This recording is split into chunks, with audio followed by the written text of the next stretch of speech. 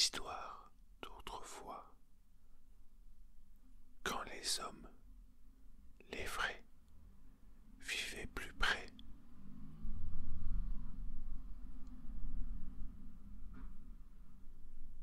De la terre, du vent et des choses qu'ils ne comprenaient pas. Une époque où, accroche-toi, on craignait les fées.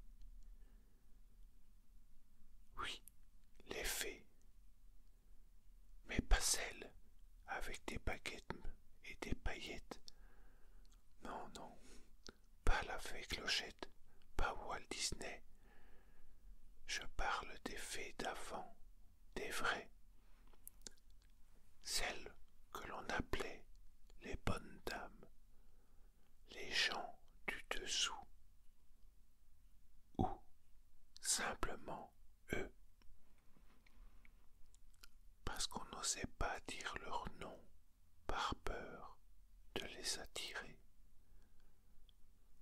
On commence en Irlande, 19e siècle. Pas dans un château hanté, non, non, non. Dans les fermes ou des villages, ou les chemins bordés de brume, là où l'on croisait des fairy forts.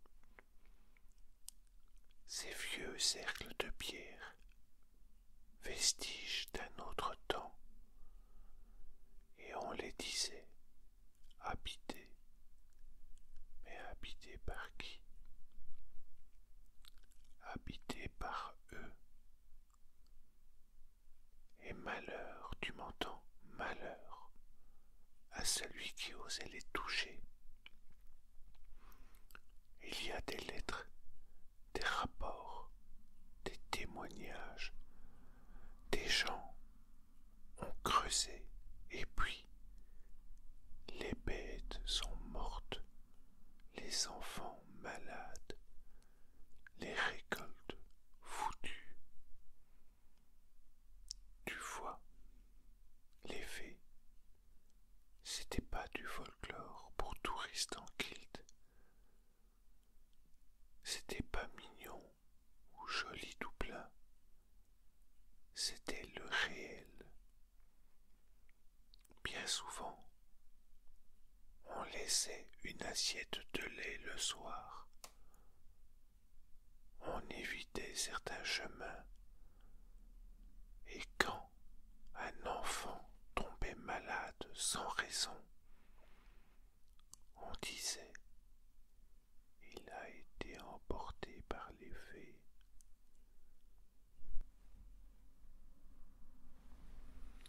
Et puis, il y a Bridget Greeley, 1895, toujours en Irlande.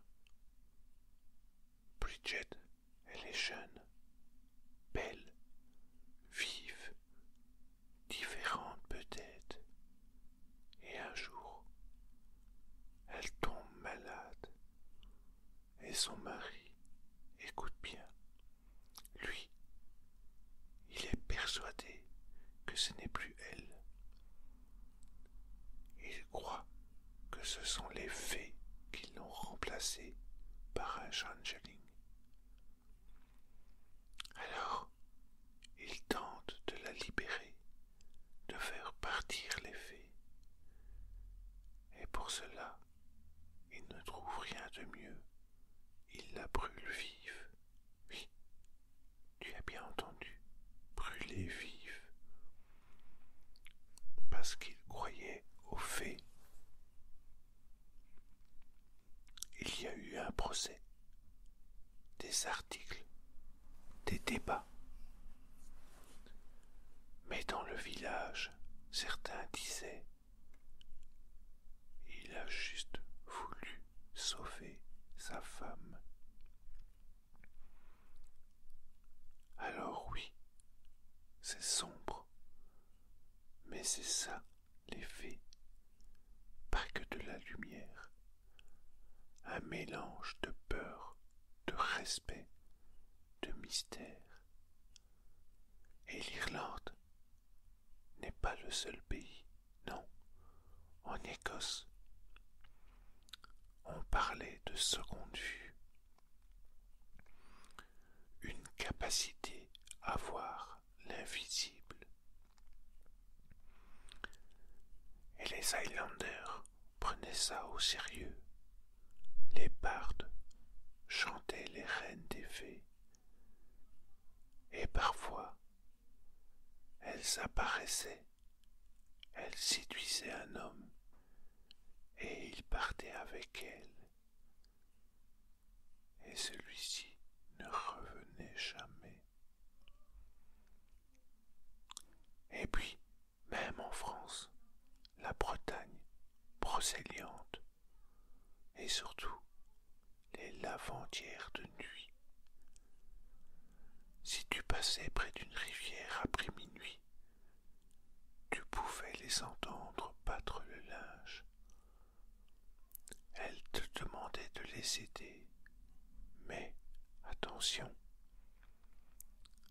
si tu t'y prenais mal, elles te brisaient les bras, ou pire, elles t'entraînaient tout au fond dans l'eau. Les prêtres ont tenté d'effacer tout ça, des procès, des lettres d'évêques indignés, mais ça résistait, parce que ces croyances, elles étaient vitales. Et encore aujourd'hui, dans certains coins, on ne touche pas certains arbres, on change l'orientation de sa maison, on chuchote comme moi quand on en parle.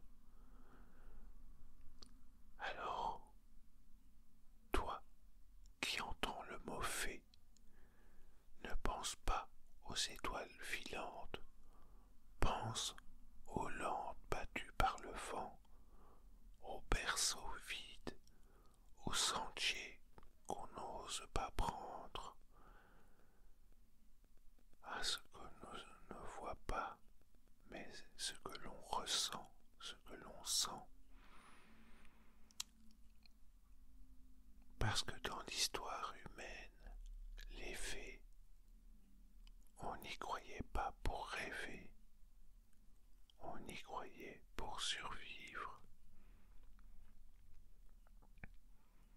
Merci, merci d'avoir écouté les murmures de l'histoire. On se retrouve bientôt, mais pas trop fort. Il pourrait nous entendre. Et si tu as aimé ce podcast, n'hésite surtout pas à liker, commenter ou à partager pour le faire vivre. Merci et bonsoir.